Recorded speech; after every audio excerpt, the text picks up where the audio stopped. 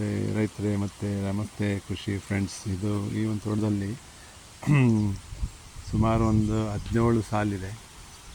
ಒಂದು ಸಾಲಲ್ಲಿ 11 ಗಿಡ ಇದೆ. ಅದರ ಮಧ್ಯೆ ಫೆಮಿಂಜಿಯಾ ಸಿಮ್ಯುಲೇಟಾ ನಾವು ಗಿಡ ಪ್ಲಾಂಟೇಷನ್ ಮಾಡ್ತಿದ್ದೀವಿ ಫಾರ್ ಮಲ್ಚಿಂಗ್ ಆ್ಯಂಡ್ ಗ್ರೀನ್ ಮೆನ್ಯೂರ್ಗೋಸ್ಕರ.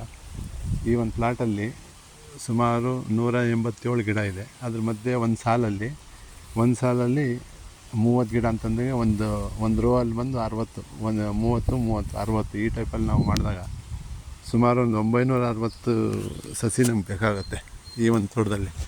ಇಲ್ಲಿ ಇವರು ಗುಂಡಿ ತೆಗಿತಿದ್ದಾರೆ. ಇವ್ರ ಹೆಸರು ಬಂದು ನಾಗಪ್ಪ ಅಂತ. ಇವರು ಟೆಕ್ನಿಕಲ್ ಸ್ವಲ್ಪ ಸ್ಟ್ರಾಂಗ್.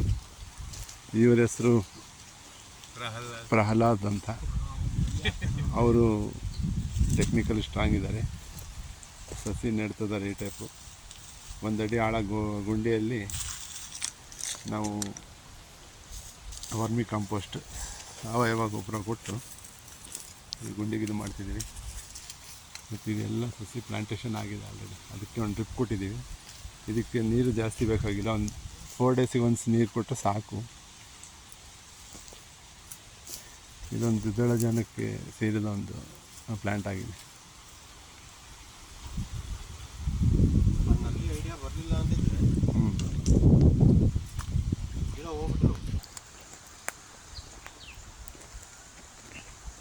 ಈ ಕಡೆ ಗುಂಡಿ ತೋಡಿದೆ, ಇದಕ್ಕೂ ಮಾಡಬೇಕು.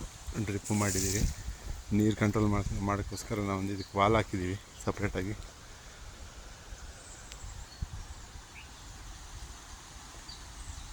ಇದು ಗ್ರೀನ್ ಮೆನ್ಯೂರಿಂಗ್ ಮಾಡ್ತದೆ. ನೆಕ್ಸ್ಟ್ ಮತ್ತೊಂದು ವೀಡಿಯೋಲ್ಲಿ ನಾವು ಹೇಗೆ ಡೆವಲಪ್ಮೆಂಟ್ ಬಂದಿದೆ ಅಂತ ಹೇಳ್ತೀನಿ, ನಾನು ತಿಳಿಸ್ತೀನಿ. ಸಾಕಷ್ಟು ಕೃಷಿಕರಿಗೆ ಮತ್ತು ಹೊಸ ಬರೋ ಟೆಕ್ನಿಕಲ್ ಇಂಜಿನಿಯರ್ಸ್ ಕೂಡ ಇದು ನೋಡಿ ಅವರು ಅಗ್ರಿಕಲ್ಚರ್ಗೆ ಸ್ವಲ್ಪ ಇಂಟ್ರೆಸ್ಟ್ ತೋರಿಸಿದ್ರೆ ತುಂಬ ಒಳ್ಳೆಯದಾಗುತ್ತೆ ಅಂತ ಹೇಳ್ತಾ ನನ್ನ ಮಾತು ಮುಗಿಸ್ತೀನಿ. ಧನ್ಯವಾದಗಳು.